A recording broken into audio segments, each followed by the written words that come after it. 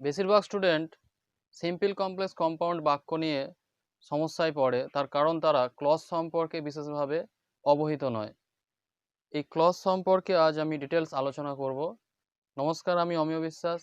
Clause হলো এমন কতকগুলি শব্দের সমষ্টি যার মধ্যে একটি ফাইনাইট ভার্ব ও একটি সাবজেক্ট অবশ্যই থাকে। I know the man who is a doctor, আমি লোকটিকে চিনি যিনি হয় ডাক্তার। এখানে আই নো দ্য ম্যান এটিও একটি ক্লজ এবং হু ইজ এ ডক্টর এটিও একটি ক্লজ।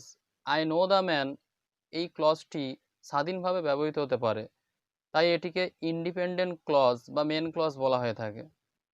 পরবর্তী অংশ হু ইজ এ ডক্টর, এটি একা ব্যবহৃত হতে পারে না, ইন্ডিপেন্ডেন্ট ক্লজ বা মেন ক্লজের ওপরে নির্ভরশীল। এটি হলো সাবঅর্ডিনেট ক্লজ। এই সাবঅর্ডিনেট ক্লজের তিনটি ভাগ রয়েছে। সাবঅর্ডিনেট ক্লজের অর্থ অনুসারে সাবঅর্ডিনেট ক্লজকে তিন ভাগে ভাগ করা হয়ে থাকে। সাবঅর্ডিনেট ক্লজটি যদি নাউনের মতো অর্থ প্রকাশ করে তখন সেটি হয় নাউন ক্লজ। যেমন I know where he lives, আমি জানি সে কোথায় থাকে। এখানে আমার জানার বিষয়বস্তুটি হোয়ার থেকে লিভস পর্যন্ত কোথায় সে থাকে নাউনের মতো অর্থ প্রকাশ পাচ্ছে, তাই এটি একটি নাউন ক্লজ। অ্যাডজেক্টিভ ক্লজের উদাহরণস্বরূপ বলা যায় this is the pen which I got on my birthday. তো এই হয় সেই পেনটি যেটি আমি পেয়েছিলাম জন্মদিনে।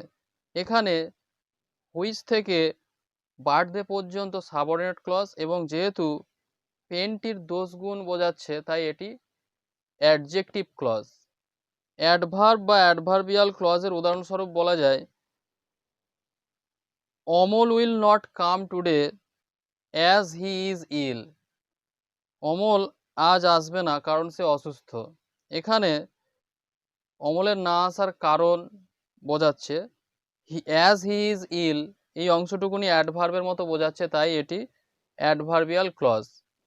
কারণ বোঝাতে, সময় বোঝাতে এবং বাক্যের অন্য অংশটাকে বিশেষভাবে বিশ্লেষিত করতে যে ক্লজ ব্যবহৃত হয় সেটি হচ্ছে অ্যাডভার্বিয়াল ক্লজ বা অ্যাডভার্ব ক্লজ।